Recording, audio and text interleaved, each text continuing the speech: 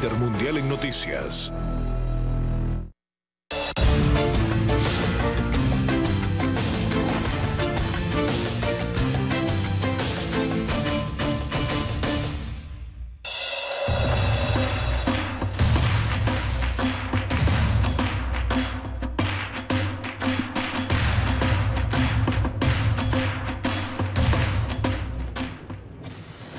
¿Qué tal? ¿Cómo están? Muy buenas noches. Un placer saludarles. Soy Fernando del Rincón. Bienvenido a Conclusiones.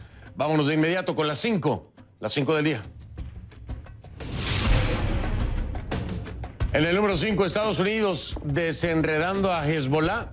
Estados Unidos creará un equipo especial para reabrir la investigación de narcotráfico y lavado de dinero vinculado con el grupo terrorista Hezbollah. Se investigará a personas y redes que apoyan al grupo con el objetivo de enjuiciar agresivamente a quienes le prestan apoyo financiero. Durante la administración de Obama, algunas de estas investigaciones fueron presuntamente suspendidas y Obama fue acusado de boicotear la investigación, supuestamente para no interferir en las negociaciones nucleares con Irán. En el número 4, Dámaso López. ¿Todo queda en familia? El ahijado de Joaquín El Chapo Guzmán, Dámaso López Serrano, conocido como el Minilic, se declaró culpable de haber importado a Estados Unidos miles de kilos de heroína, metanfetaminas y cocaína y delató a más de 125 cómplices. El Minilic negoció su entrega con los agentes de la Administración de Control de Drogas, la DEA, que lo detuvieron en la garita de Calexico, California, en julio del año pasado. En el número 3, Trump. ¿Insulto o xenofobia? El presidente Trump se refirió en términos denigrantes a algunos países durante una reunión con senadores sobre el tema de la inmigración. Dijo, ¿por qué tenemos a toda esta gente de países de mierda viniendo aquí? Refiriéndose a los países africanos y a Haití. Luego sugirió que en su lugar, Estados Unidos debería traer gente de países como Noruega, con cuya primera ministra se reunió el día de ayer. Las declaraciones fueron reportadas inicialmente por el Washington Post y luego confirmadas por CNN. La Casa Blanca defendió las declaraciones diciendo que el presidente siempre va a luchar por el pueblo estadounidense.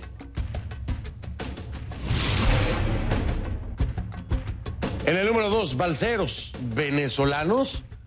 4 venezolanos murieron cuando intentaban alcanzar las costas de Curazao en una embarcación.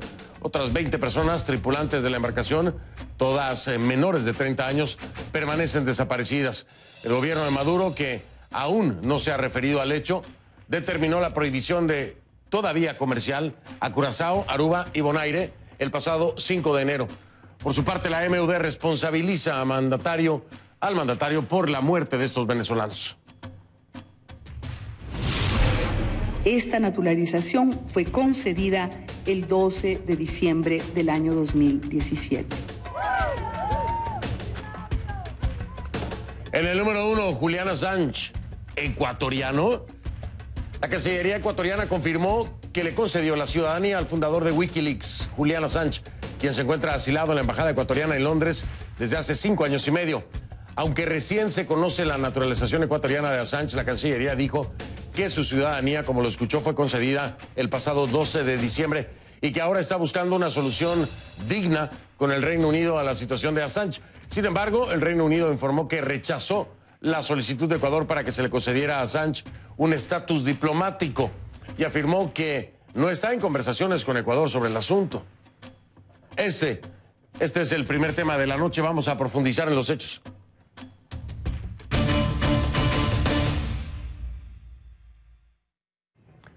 Les pido que a partir de este momento me acompañen utilizando la etiqueta numeral #ConcluAssange, #ConcluAssange. Se escribe con doble S, Assange, fonéticamente, ¿no? ConcluAssange con doble S, pero es ConcluAssange.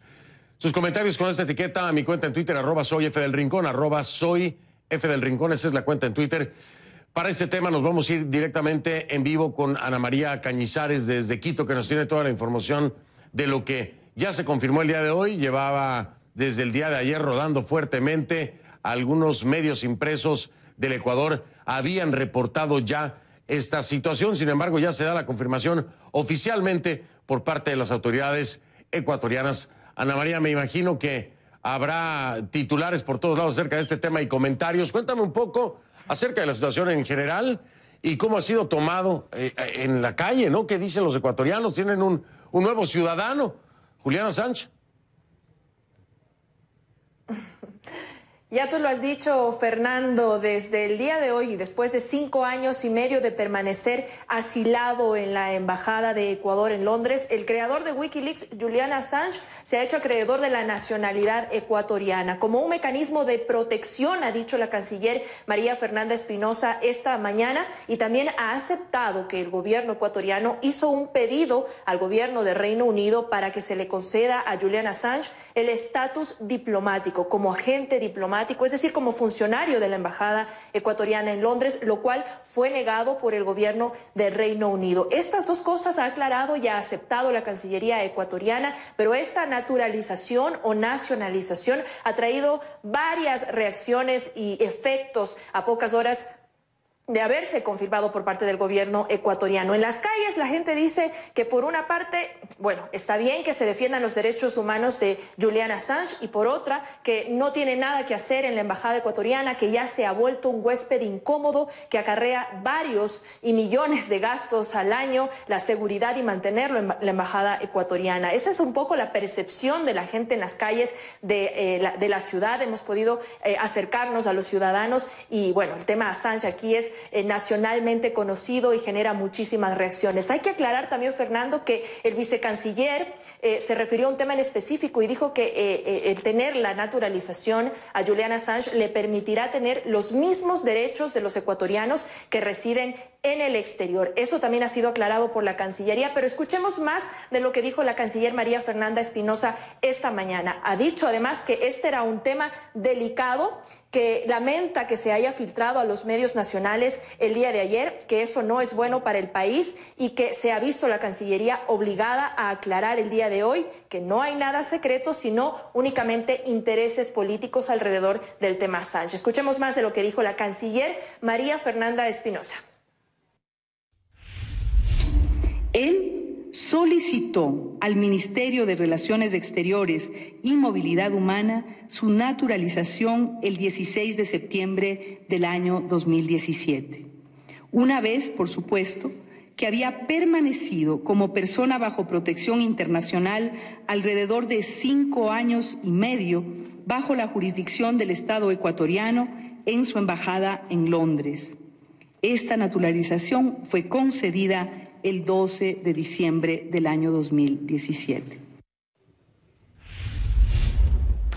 Bien, Fernando, esa ha sido la respuesta de la Cancillería ecuatoriana. Ahora el debate también se centra en el tema jurídico y en el manejo de las relaciones internacionales. Pues, por ejemplo, el constitucionalista Rafael Ollarte ha dicho si es correcto o no dar el asilo a un nacional, pues sostiene que el artículo 95 de la Ley de Movilidad Humana ecuatoriana únicamente permite dar el asilo a extranjeros, y Julian Assange, en este momento, siendo ecuatoriano, ya no lo es. Un análisis jurídico que habrá que resolver en los próximos días o en las próximas semanas, además de los efectos que podría acarrear la nacionalización de Assange en otros países como el Reino Unido, Suecia o los mismos Estados Unidos, Fernando. Así es. Aquí hay un tema muy interesante, Ana María, y que me ayudaras un poco acerca de esto. El tema que se manejó acerca de del estatus diplomático que se pretendía pudiera llegar o accesar Julian Assange. Esto en un panorama en el que tal vez con una identidad diplomática pudiera conseguir una salida precisamente del Reino Unido para poder llegar al Ecuador, y de esta forma pues evitas precisamente una detención que puedan llevarte a los Estados Unidos o donde te estén solicitando.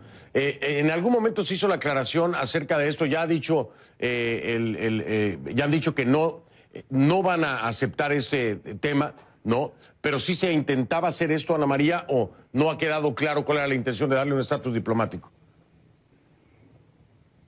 Fernando, esa fue una de las principales preguntas que se le hizo por parte de los periodistas a la canciller María Fernanda Espinosa. ¿Cuáles eran las reales pretensiones del Ecuador más allá de la protección o de mejorar el estatus de Julian Assange? La canciller únicamente se ha limitado a decir que el Ecuador ha explorado varias alternativas para salir lo más pronto posible de este problema, de esta situación diplomática y de relaciones internacionales en la que se encuentra Julian Assange. No ha dado más detalles. Se le preguntó incluso si Julian Assange podía salir de la embajada como funcionario diplomático en el caso que Reino Unido hubiera aceptado ese estatus como agente diplomático de la embajada, pero no hubo una aclaración sobre el tema, más allá de que el Ecuador quería proteger más a Assange.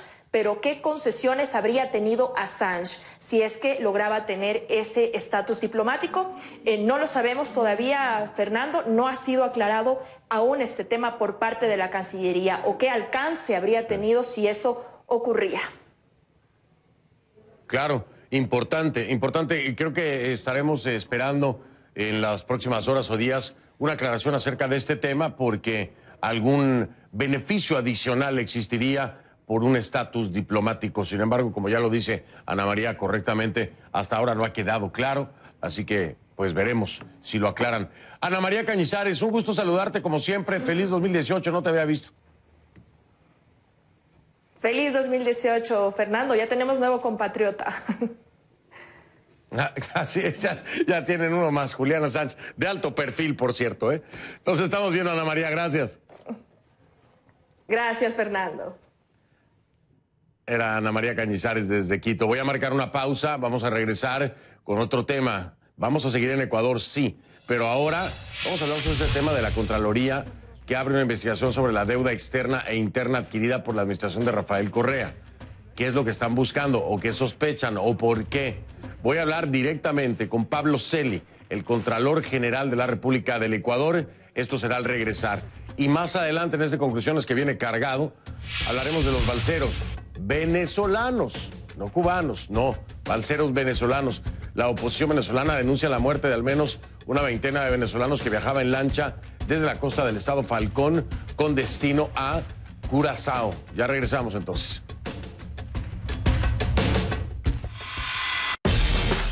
En el Cono Sur está pasando de todo. Estamos en una etapa probablemente de mayor riqueza periodística en la región. Es el momento para hacer periodismo del bueno. Hay una sola verdad y esa es la que nosotros tenemos que contar. Dos grandes del periodismo argentino se unen al más grande del periodismo mundial. Marcelo Longobardi y Jonathan Viale. Pronto en CNN. Hola, soy Jessica Bossi desde Buenos Aires. Acompáñame a explorar las tendencias y oportunidades que ofrecen el mundo de los negocios y el emprendimiento en esta región de América Latina, en Mercado Sur. Este mes conocemos más sobre los hoteles holísticos del desarrollador argentino Alan Faena. En Chile, el pisco adquiere mayor popularidad. Y en Uruguay, se diseña una guitarra de 3 cuerdas para niños. Mercado Sur con Jessica Bossi, el sábado en CNN. Una revolución transforma el mundo de los negocios con el impulso de la tecnología. En Portafolio Global hablamos de los modelos de negocios que surgen y de cómo aprovechan las empresas esta realidad. Conoce las historias del día y descubre las opciones, soluciones y herramientas a los desafíos de nuestros tiempos. La innovación es la estrategia que impulsa a las empresas, abre oportunidades y rediseña nuestra manera de vivir. Portafolio Global, hoy en CNN. Hoy, Realidades en Contexto tiene una nueva cara. Acompáñame a tomarle el pulso a los sucesos que dejan huella. Son noticias que impactan tu vida y que pueden cambiar el rumbo de la historia. Es un espacio interactivo en las plataformas de CNN para conocer de manera inmediata tus inquietudes y las consecuencias de los hechos.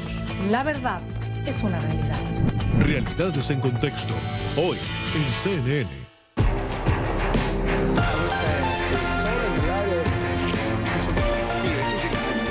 Somos CNN, el líder mundial en noticias.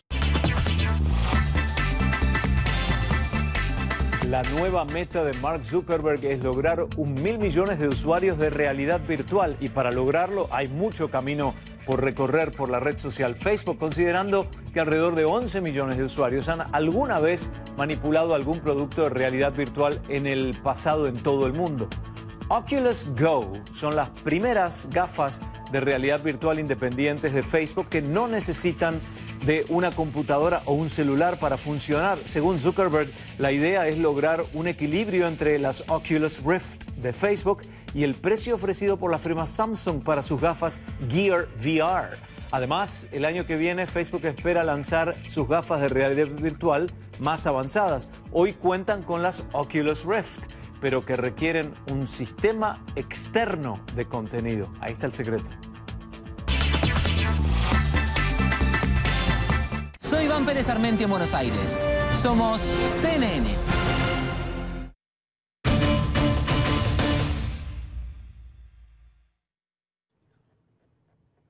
Le pido que a partir de este momento me acompañe utilizando la etiqueta Conclu Contralor EC de Ecuador. Conclu Contralor EC. Ahí está en pantalla. Conclu Contralor EC de Ecuador. Le recuerdo que use esta etiqueta, por favor, para sus comentarios a mi cuenta en Twitter, @soyfdelrincón, @soyfdelrincón, Conclu Contralor EC de Ecuador. La visita del expresidente Rafael Correa a Ecuador cae como anillo al dedo, aunque el exmandatario está de campaña por el no respecto a la consulta popular impulsada por el presidente Lenín Moreno, la cual atenta en gran parte contra su legado presidencial. Puede ser que la agenda política de Correa pues tome otro giro, porque le estoy hablando del examen especial a la legalidad, fuentes y usos de la deuda pública interna y externa a manos del Contralor General del país, Pablo Celi. Dicho examen cubre los manejos de la deuda interna y externa entre el 1 de enero de 2012 y el 24 de mayo de 2017, periodo en el que Rafael Correa presidió el Ecuador. Según la Contraloría, la auditoría incluye a las entidades relacionadas con la contratación y uso de recursos públicos. Además, la notificación a ministros titulares y subrogantes, los subsecretarios de Financiamiento Público y el expresidente de la República, Rafael Correa Delgado, en su calidad de presidente del Comité de Deuda de Financiamiento. Según el Contralor, este examen se dispuso considerando que en 11 exámenes anteriores, realizados entre 2012 y 2015, a la deuda pública, se establecieron exclusiones y limitaciones, por lo que esta vez la revisión será particularmente sobre aspectos no auditados anteriormente. En agosto de 2017, cuando el examen de revisión apenas estaba en fase de planeación, el exmandatario Rafael Correa advirtió que, dijo así: ¡qué casualidad! Maravilloso. Si se hace técnica y honestamente, pero todos sabemos lo que se busca.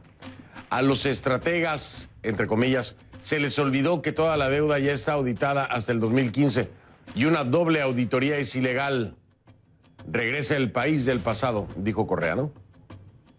Ahora, la examinación al manejo de la deuda pública será supervisada por una comisión de 11 veedores independientes, que son economistas, juristas críticos al correísmo, por considerar que hubo un elevado nivel de gasto y endeudamiento durante el gobierno del exmandatario, más allá de lo permitido. A estos, Correa los calificó de notables enemigos.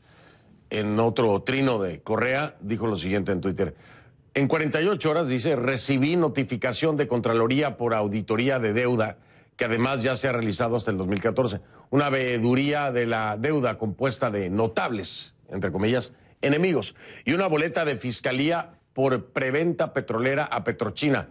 Empieza la cacería, dice expresidente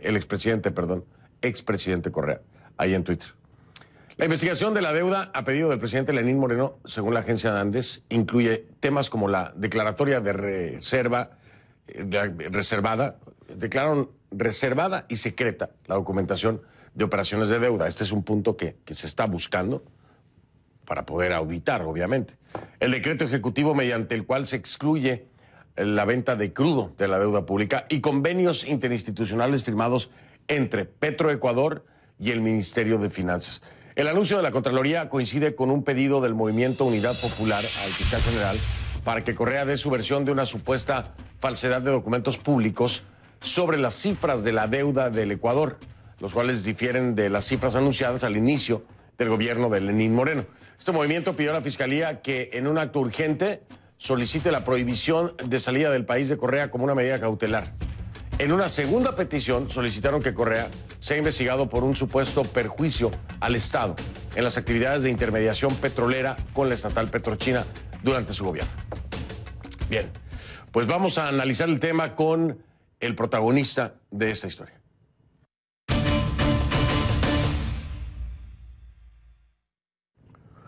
Le doy la bienvenida a Pablo Celi, es el Contralor General del Ecuador, me acompaña desde Quito. Contralor, gracias por aceptar esta entrevista. Buenas noches. Muy buenas noches, señor del Rincón. Gracias por estar aquí con nosotros. Contralor, y primero entender el momento político en el que esto se da, con un regreso altisonante, por definirlo así, del presidente Correa al Ecuador, un movimiento interesante a nivel público también por esta campaña que se está llevando a cabo en cuanto a la consulta popular que se lleva, que se piensa hacer, que se piensa llevar a cabo a petición del presidente Lenín Moreno, y ahora este examen especial. Hay quienes dicen, como el mismo expresidente Correa, que esto es una persecución por el momento en el que se están dando las cosas. ¿Qué respondería usted a eso, a quienes señalan precisamente la coincidencia de tiempos en el ámbito político en este tema de la consulta popular, la campaña por el no que encabeza el expresidente Correa, y dicen, bueno, esto no es nada más que el momento exacto para poder llevar a cabo una persecución? ¿Qué responde a ellos? En primer lugar, que un examen de Contraloría no responde a coyunturas políticas en ningún caso, y en este particularmente, mucho menos. Son 5 meses el tiempo que ha tomado avanzar con un examen a los procesos de endeudamiento que fue decidido exclusivamente en función a un análisis previo del alcance que habían tenido 11 exámenes precedentes. Una vez cumplidos en estos primeros 5 meses los procesos de trabajo de campo, incorporación de información, revisión documental, por el mandato de la ley, la Contraloría debe cumplir con plazos. Y este examen tiene un plazo de 180 días. Por lo tanto, estamos obligados a comunicar a las entidades y personas involucradas en el examen el avance en la actividad de control. Responde exclusivamente a esos tiempos de auditoría, tiempos legales y tiempos de gestión en el proceso de control que llevamos adelante. No tiene que ver en lo absoluto con ningún tipo de consideración ni circunstancia política. En segundo lugar, respecto de la calificación a las acciones de Contraloría como acciones de persecución, yo he sido enfático en varias ocasiones. Una democracia sin controles no es democracia. Y en democracia no existe ningún tipo de autoridad que esté exenta al control público y también al control ciudadano. En este caso, la Contraloría, como en todos los demás, ha llevado adelante procedimientos que cumplen estrictamente con la exigencia de la rendición de cuentas respecto de las funciones públicas en las que se ha desempeñado cualquier ciudadano. No existe, en este sentido, ningún tipo de orientación de orden político. La Contraloría es un órgano de naturaleza técnica y jurídica. Sus acciones responden exclusivamente a una planificación basada en estos 2 supuestos. Aquí hay también un señalamiento por parte del expresidente Correa, y me gustaría escucharlo a usted, de que ya se había realizado auditoría hasta el 2014.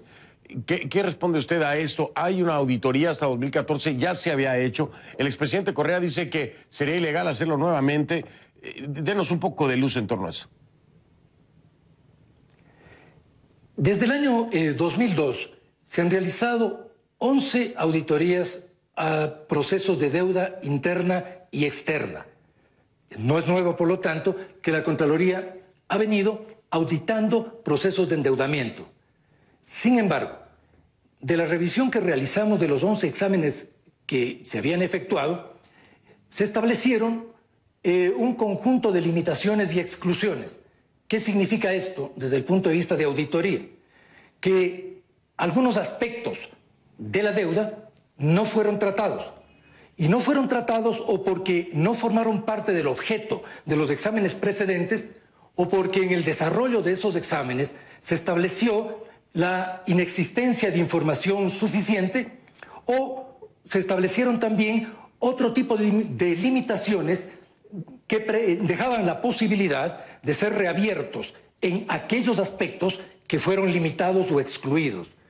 Revisada este proceso de auditoría de la deuda, nosotros pudimos tener claro qué cosas habían sido auditadas y cuáles no.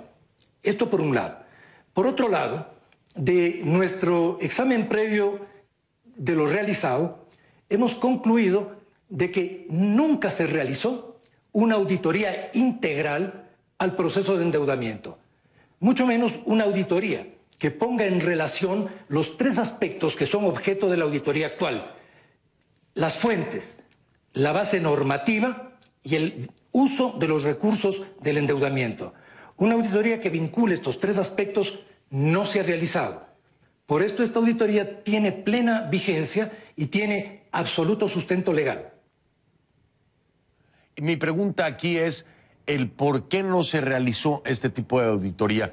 ¿Aquí fue una omisión, fue una falta de conocimiento o fue simple y sencillamente otra forma de auditar?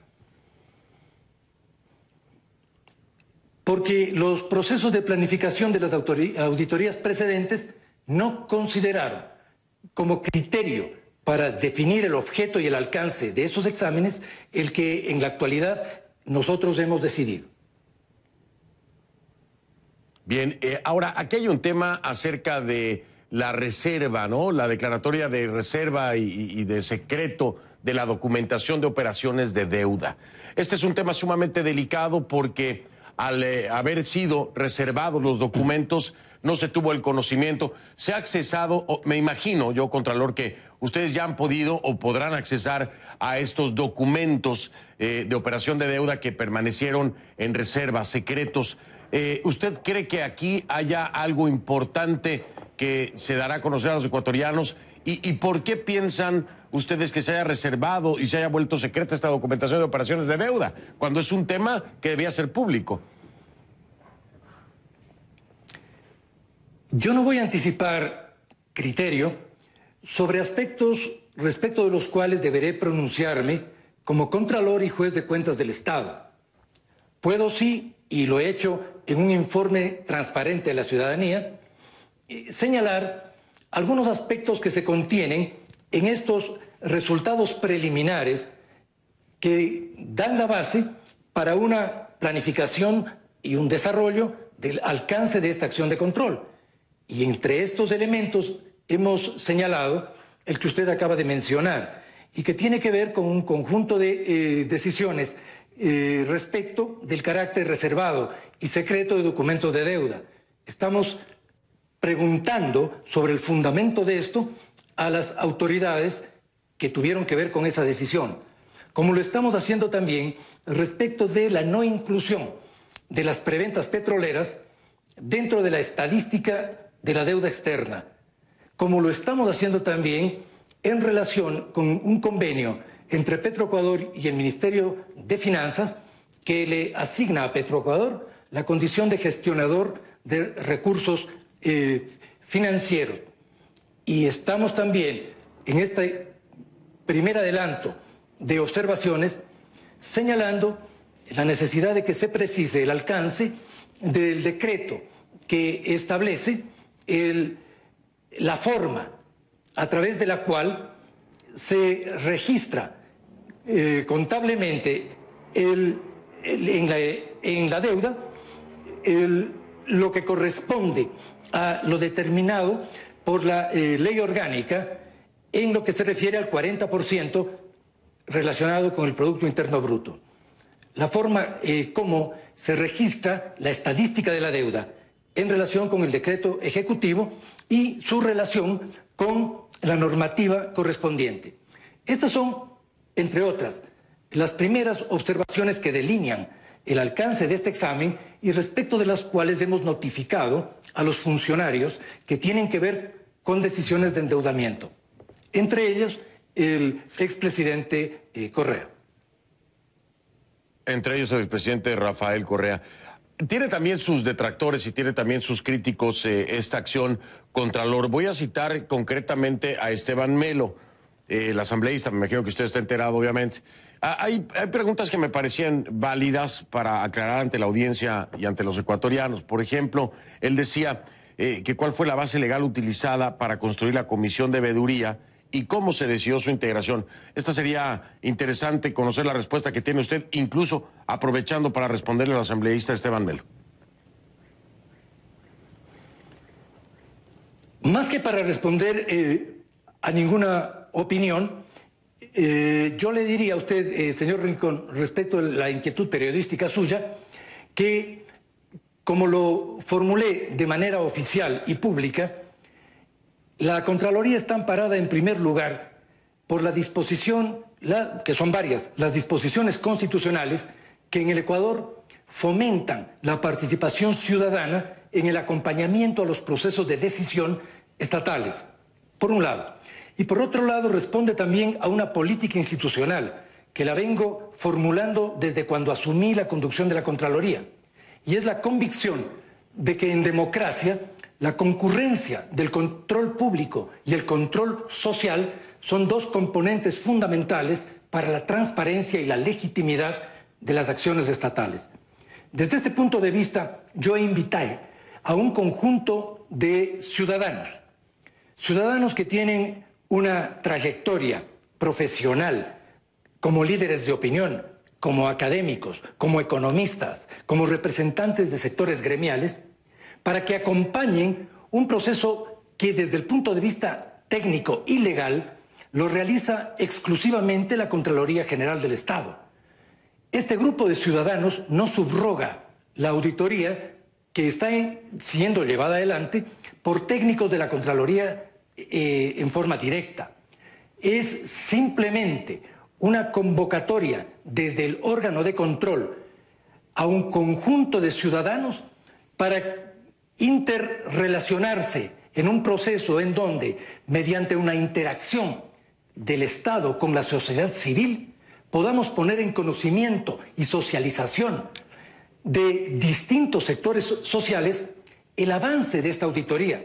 Una auditoría que tiene gran interés para el país y gran trascendencia para la expectativa de transparencia y rendición de cuentas que reclama la sociedad ecuatoriana. Se trata entonces simplemente de un acompañamiento que observa, de un acompañamiento que aporta con criterios, eventualmente incluso con información adicional, y que tiene un solo objetivo: apoyar a los equipos de control para perfeccionar sus actividades. Este tipo de acompañamiento se ha realizado en el país a muchísimos procesos institucionales. Ha sido convocado por diversas instituciones públicas y es parte, además, de una práctica nacional e internacional que promueve en este momento una democracia más inclusiva, más participativa y una gestión pública más transparente, más dialogal, más directamente vinculada con los actores sociales. Desde este punto de vista, no veo dónde puede existir un recelo respecto de la actuación de Contraloría. No hay ni una subrogación de las funciones constitucionales, legales y técnicas de la Contraloría, ni una delegación de esa responsabilidad. Desde el primer momento en que asumí la conducción de esta institución, dije con mucha claridad que es la Contraloría, y particularmente yo, como Contralor del Estado, quien asume la responsabilidad de todas las decisiones que adopte este organismo. Bien, Contralor, pues no quisiera despedirme, hay muchas preguntas que se me quedan sobre la mesa, pero tengo un próximo tema que atender. Sí le digo, Contralor, que estaremos muy al pendiente, seguramente en un futuro, no sé si próximo o no, lo estaremos contactando de nuevo para poder seguir charlando en los avances o tal vez ya en los resultados de este examen especial, de esta auditoría de la deuda pública. Gracias, Contralor Celi, muy amable. Yo tendré mucho gusto en atender cualquier requerimiento que abone a un mejor conocimiento de los procesos de nuestro país. Con mucho gusto lo haremos y gracias por su colaboración. Era Pablo Celi, el Contralor General del Ecuador. Voy a ir a una pausa, voy a regresar con el tema de los balseros venezolanos, no cubanos, no, venezolanos. La oposición venezolana está denunciando la muerte de al menos una veintena de venezolanos que viajaban en lancha desde la costa del estado Falcón con destino a Curazao. En este 2017 se escribió un nuevo capítulo en la historia. Donald Trump es ya el presidente de los Estados Unidos. Sucesos que han sorprendido al mundo. Está en desarrollo una de las manifestaciones convocadas por la oposición venezolana. Maestros de todo el país se movilizaron hacia Buenos Aires en el marco de la Marcha Federal Educativa. Ver a través de las puertas de las casas. Eventos que transforman el presente. El viaje de la esperanza.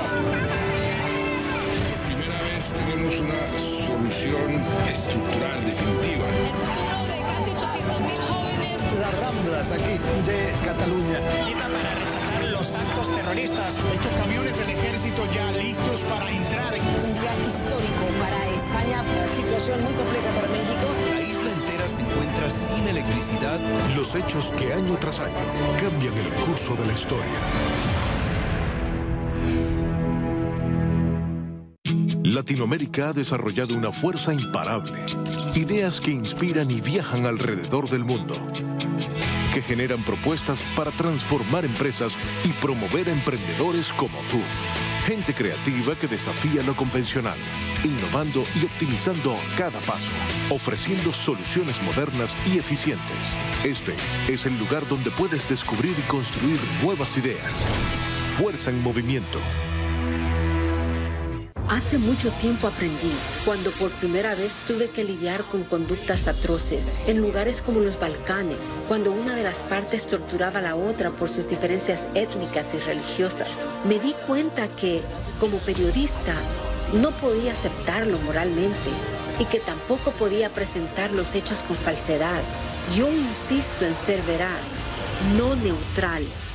Amanpour, el sábado, en CNN.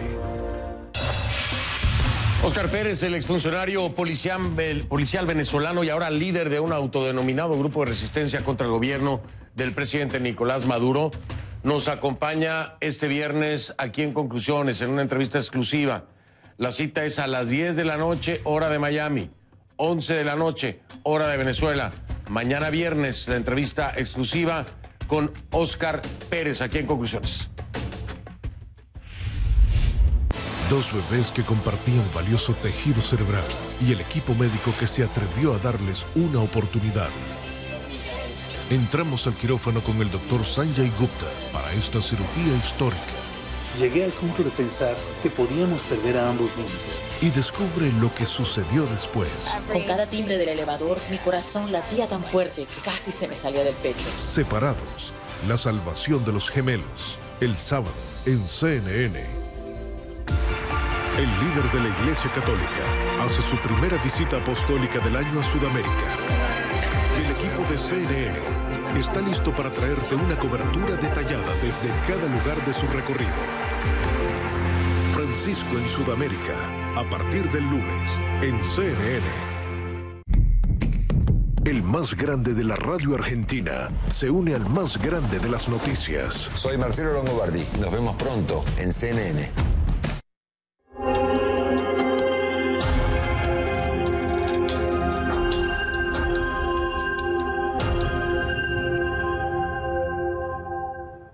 Les pido que a partir de ese momento me acompañen utilizando la etiqueta numeral Conclubalceros VZLA. Ahí está en pantalla, Conclubalceros VZLA. Esa es la etiqueta que vamos a estar utilizando. Sus comentarios, por favor, con esta etiqueta a mi cuenta en Twitter, @soyfdelrincón, @soyfdelrincón. En Venezuela, la opositora Mesa de la Unidad Democrática denunció la muerte de al menos una veintena de venezolanos que viajaban en lancha desde la costa del estado Falcón con destino a Curazao de forma ilegal. La denuncia genera conmoción en el país. Hasta ahora se han encontrado 4 cuerpos en el norte de la isla y restos de una embarcación. La búsqueda continúa. Osmari Hernández tiene más detalles.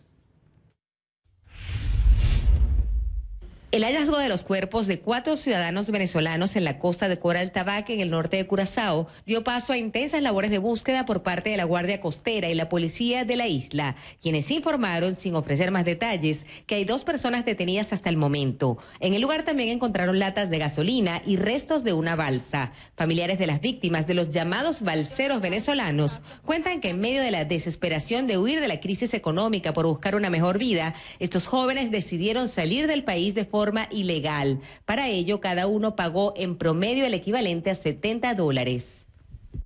Dios mío, que se haga justicia, que se haga justicia. Ana Barbera dice que no tiene palabras para describir la angustia de las últimas horas, luego de que la noche del martes, sus sobrinas, Sonia Gutiérrez, de 21 años, y Stephanie Mendoza, de 25, emprendieran un viaje clandestino desde las costas de Falcón, al norte de Venezuela, hacia Curazao. Esto en momentos cuando el gobierno venezolano, desde el viernes, declaró el cierre de la frontera marítima y aérea con Aruba, Curazao y Bonaire, tras denunciar contrabando hacia las islas. Hay necesidad que nuestros familiares estén saliendo fuera del país porque esto, ay, no sé, no hay palabras. Barbera describe el viaje como peligroso, 7 horas de navegación en aguas turbulentas para llegar a la costa destino. El periplo finaliza a nado en un área de corales y remolinos para evadir a la Guardia Costera del territorio insular. Representantes de la juventud del partido opositor Voluntad Popular aseguran que la demanda de esta forma de migración ilegal va en incremento conforme se agudiza la crisis económica y social en Venezuela. Cuentan que lograron conversar con la esposa de uno de los jóvenes desaparecidos. La esposa de este joven me decía, es que yo tengo una niña y si él no salía a buscar un mejor futuro, mi hija se iba a morir de desnutrición. Esa es la realidad que viven los jóvenes. Familiares de los balseros denuncian que estos botes están capacitados para trasladar a 15 personas, pero que solían montar entre 30 y 40. Muchos de ellos declararon que iban a las islas para tratar de salvar a su familia del hambre, de la inanición. Y esto tiene que ser considerado como un problema de crisis humanitaria que vive el país. La Mesa de la Unidad Democrática rechaza lo ocurrido. Estos jóvenes que partieron el día 9 de la vela de Coro en un bote donde habían 30 jóvenes aproximadamente, por informaciones extraoficiales que hemos recibido, encalló pues antes de llegar a la isla de Curazao, y algunos lograron sobrevivir. Tampoco se sabe cuántos son, porque al llegar a las costas curazoleñas son inmigrantes ilegales y se esconden. CNN contactó a las autoridades venezolanas para obtener mayor información sobre el suceso, sin hasta ahora haber obtenido respuesta. Entre tanto, la búsqueda de la costa norte de Curazao continúa. Para CNN, Osmaría Hernández, Caracas.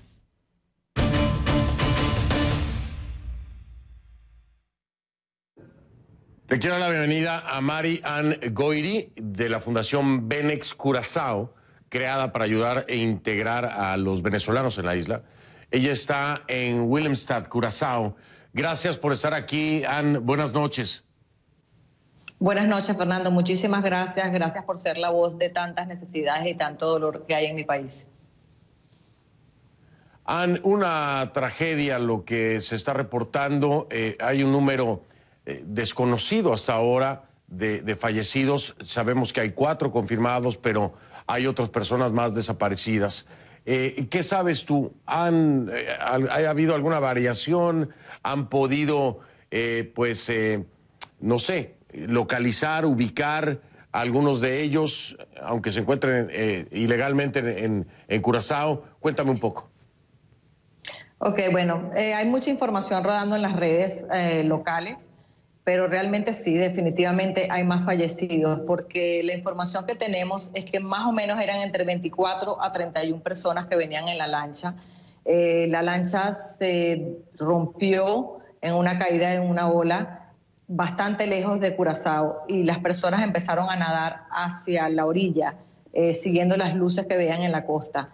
Las personas que hemos escuchado los mensajes decían que escuchaban cómo gritaban, cómo se iban ahogando y cómo se iban muriendo sus hermanos y sus familiares. Lo más lamentable es que eran jóvenes, muchos jóvenes venezolanos buscando un futuro que le ha sido robado a nuestro país.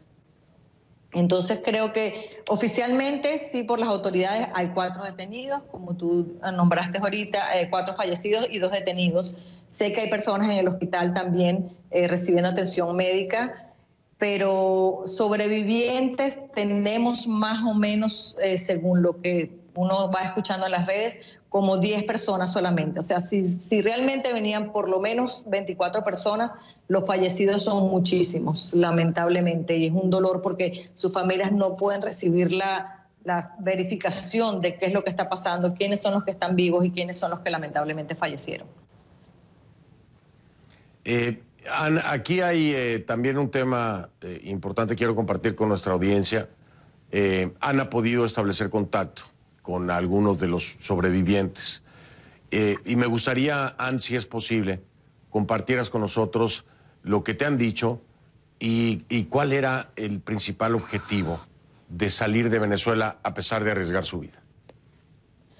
Mira, lamentablemente la crisis humanitaria en Venezuela es tan crítica, tan devastadora, que están buscando un futuro. Estos jóvenes nacieron dentro de este gobierno y no conocieron aquella Venezuela productiva. Y a pesar de eso saben que hoy por hoy en Venezuela no hay futuro.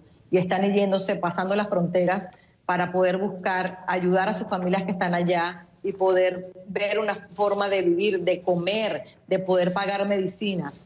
Ellos están tratando de vivir, de poder y dejar de sobrevivir, porque en Venezuela ya no se vive, se sobrevive. Hay aquí muchos ilegales que lamentablemente por su condición son perseguidos por la justicia de la isla, son deportados nuevamente a Venezuela, y sé que de las personas fallecidas, algunos ya eran personas que fueron deportados con anterioridad a la isla. Y son muchos los jóvenes, muchas de las personas. ¿Sí? Es decir, que no era el primer intento, lo habían conseguido alguna vez, fueron detectados, deportados de vuelta. Además, en una situación ahora muy complicada con este cierre de frontera declarado unilateralmente por el presidente Nicolás Maduro con Curazao y Aruba. Voy a marcar una pausa, y Bonaire también. Voy a marcar una pausa. Regreso contigo para que sigamos hablando acerca de esto. Mientras tanto, le recuerdo a usted que puede comunicarse con nosotros a través de las redes sociales, @soyfdelrincón. Esa es la cuenta en Twitter. Regreso ya con este tema. Yo quería ser músico porque parecía ser algo rebelde, subversivo. David Bowie, una mirada íntima a la vida y carrera del ícono de la cultura pop. Me sentía muy cómodo si encarnaba a alguien más. Esto forma parte de lo que al parecer es Bowie, y yo soy un actor. Él hizo que ser diferente se sintiera bien. David Bowie, el hombre que se adueñó del mundo, en DocuFilms, el domingo, en CNN. Bye bye, we love you.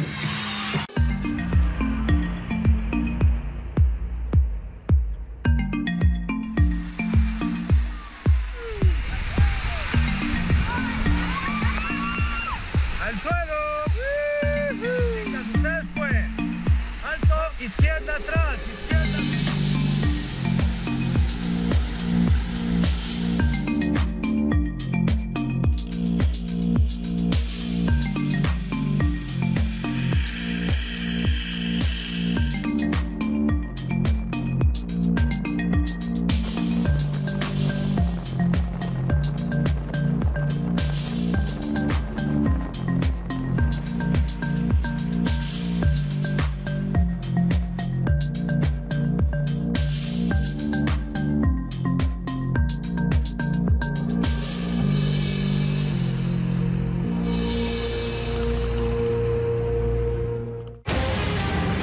En el mundo tiene una causa y una reacción económica. ¿Cuáles son las consecuencias? ¿Cómo te afectan? CNN Dinero te abre una puerta al mundo de las finanzas. Evaluamos los acontecimientos que afectan las economías, los negocios y tu bolsillo, con información de primer nivel, entrevistando a líderes, empresarios y expertos en el tema del dinero. Nuestro objetivo es mostrarte cómo gira el mundo alrededor del dinero. CNN Dinero, esta noche en CNN.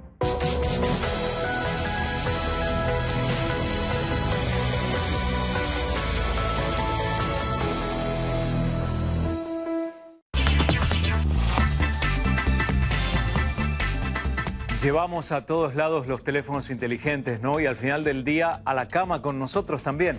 Desafortunadamente, la cercanía del teléfono al momento de dormir puede tener un impacto negativo en la salud. Apple publicó un nuevo ajuste llamado Turno Noche con la actualización del iOS 9.3. Night Shift o Turno Noche cambia el color de la pantalla de un iPhone o un iPad hacia tonos más cálidos y así limita la emisión de luz azul. Se cree que la luz azul afecta la producción natural de melatonina, que es la hormona que nos indica que es hora de ir a dormir cuando estamos listos para pasar la noche. Mientras tanto, Google también hace pruebas para integrar el modo noche en la próxima versión de su sistema operativo Android, aunque los técnicos dicen que no es una tarea sencilla. Veremos. Soy Manuel Silva Ferrer en Berlín. Somos CNN.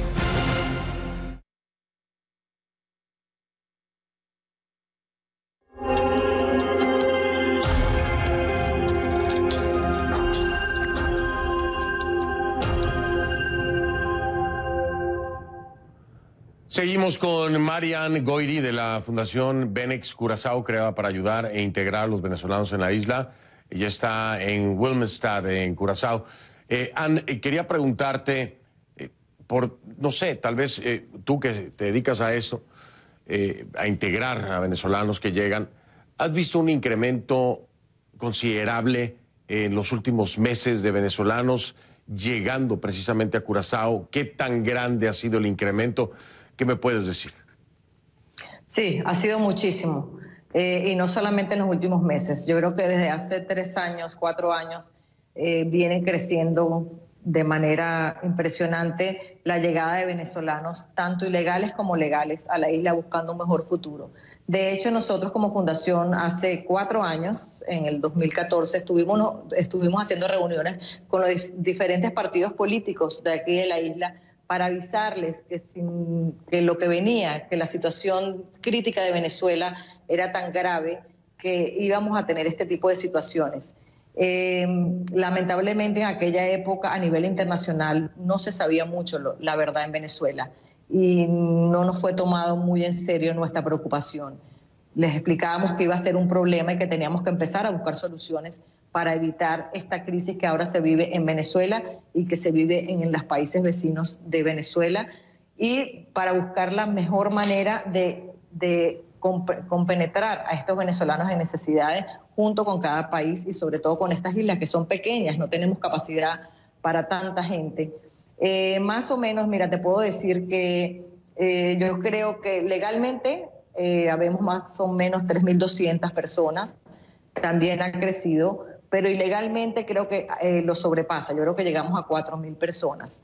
Inclusive para el día 16 de julio, cuando hicimos la consulta popular, en el registro electoral en Curazao tenemos inscritos solamente 516 personas y en la consulta popular hubo 2.792 personas que vinieron a dar su opinión, porque en la condición legal no era un requisito, igual no era un requisito estar inscrito en el registro electoral dentro de Curazao. Entonces hubo mucho venezolano que se hizo presente y dieron su opinión, y esa vez fueron 2.792. Sí ha crecido muchísimo.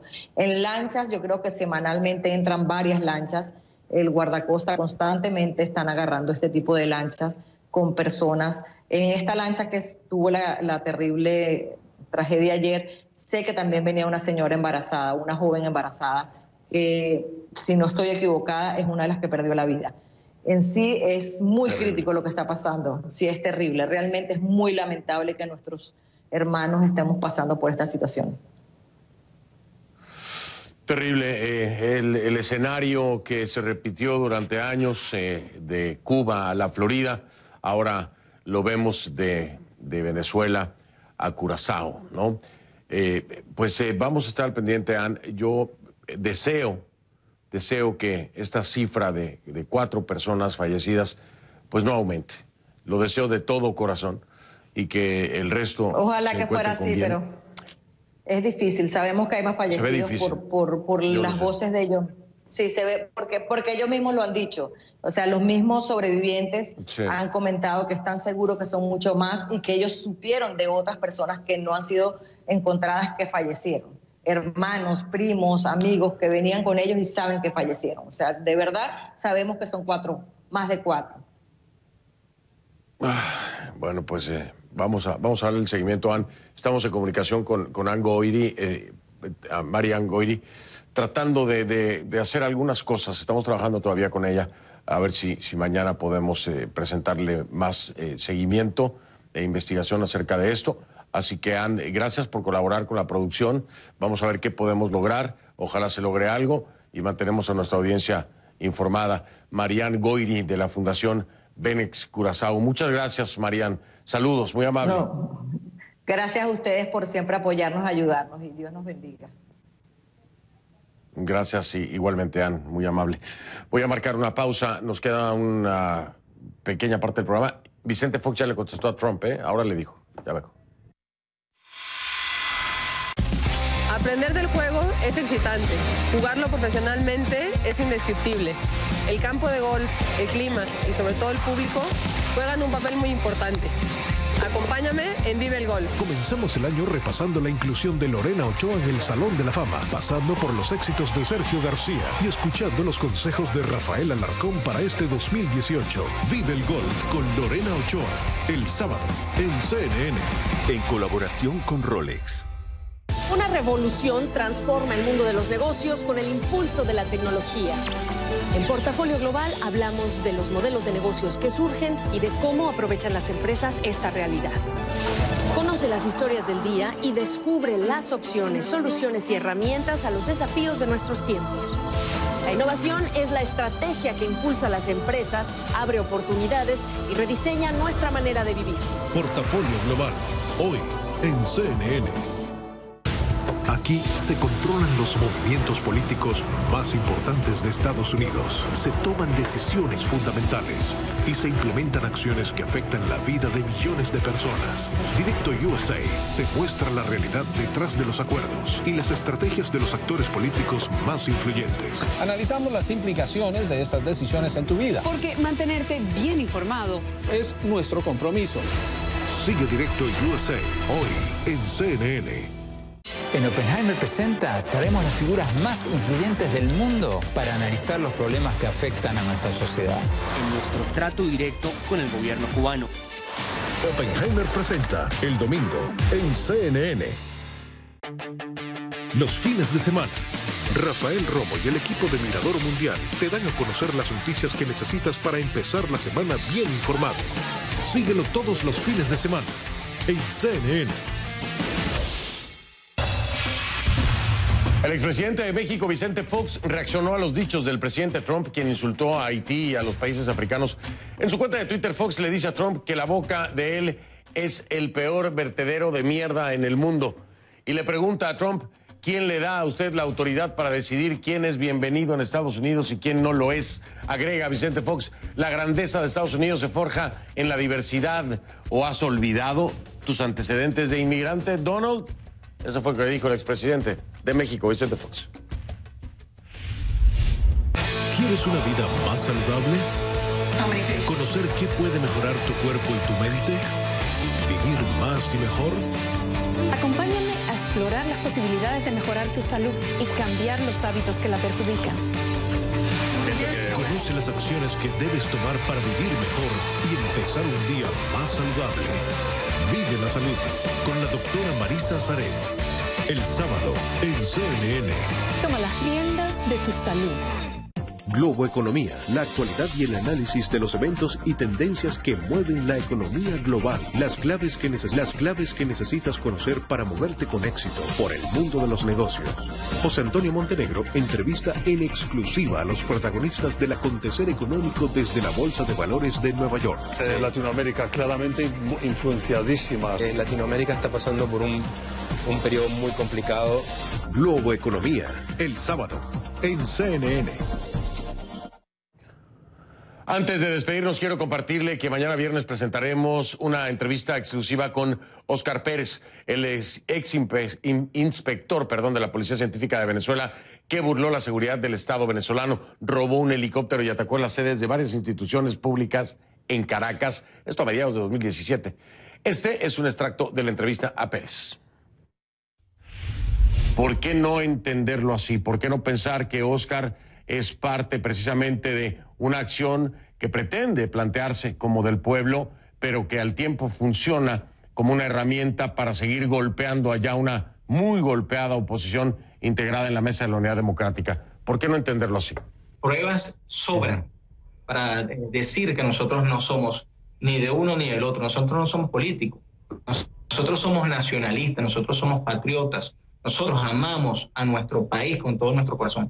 Entonces, esto lo hacemos por convicción. Aquí no hay ni políticos, ni nadie de esta gente que dice ser resistencia, pero realmente son más palabras que hechos. Nosotros estamos aquí por convicción de un proyecto país, de un futuro por nuestros hijos, de una verdadera alianza de los venezolanos. Mañana la entrevista completa en exclusiva, 10 de la noche hora de Miami, 11 de la noche hora de Venezuela. Soy Fernando del Rincón. Buenas noches, gracias.